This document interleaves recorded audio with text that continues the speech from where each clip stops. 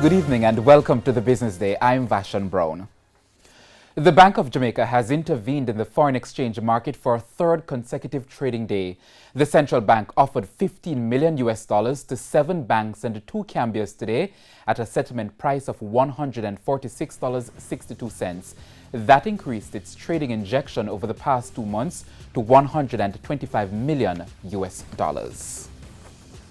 Now, speaking of foreign exchange, currency trading ended today with the US dollar selling for $147.54.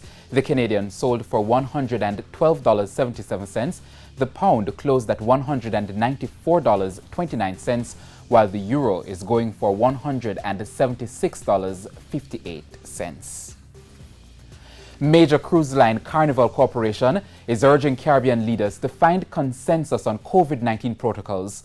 Now, speaking at a recent PSOJ webinar, Carnival's Vice President of Global Ports, Marie McKenzie, warned that the deferring requirements are turning off guests. Andrew Laidley reports. Cruise lines say they are ready to start sailing again after months of lobbying the Centers for Disease Control (CDC) to lift the no-sail order implemented in March. But as Carnival's Vice President of Global Ports, Marie McKenzie, explains, when it comes to the Caribbean, the challenges are compounded by what she calls a failure to agree on general COVID-19 protocols for cruises.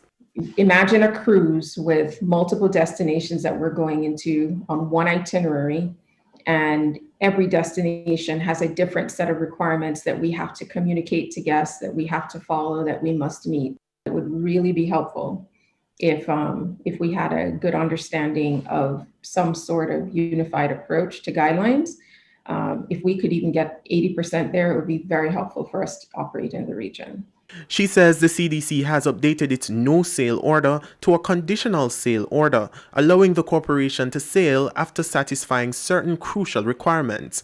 But even before the no-sail order was lifted, Ms. McKenzie says the cruise demand remained high. Even though we're shut down and, we have not earned any revenue at all since then, since March 13th. And we're still selling cruises. There's still demand. People do want to travel.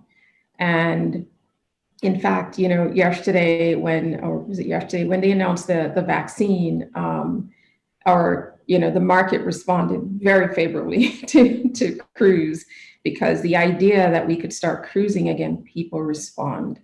And even as the corporation prepares to resume operations in the Caribbean, Ms. McKenzie says the vessels will only make calls on specific destinations until there is consensus among most countries. If it's seen that we have started cruising and we're only going to the private islands, or we're only doing our developed ports, please do not look at that as an indicator of where we want to be in the long term. We're simply doing that in the initial phase to get our operations going and to test the protocols that we would have implemented and agreed to with the CDC. Andrew Laidley, TVJ News. The JC Index gained 1,066 points today, and the Junior Market Index is up 7 points. Among the winners were Cargo Handlers, Palace Amusement, MPC Caribbean Clean Energy, Stanley Motor, and T-Tech. On the losing side were G-West Corporation, Dermont Trading, Victoria Mutual Investments, General Accident Insurance, and First Rock Capital Holdings. And that's the Business Day. I'm Vashan Brown. Have a good evening.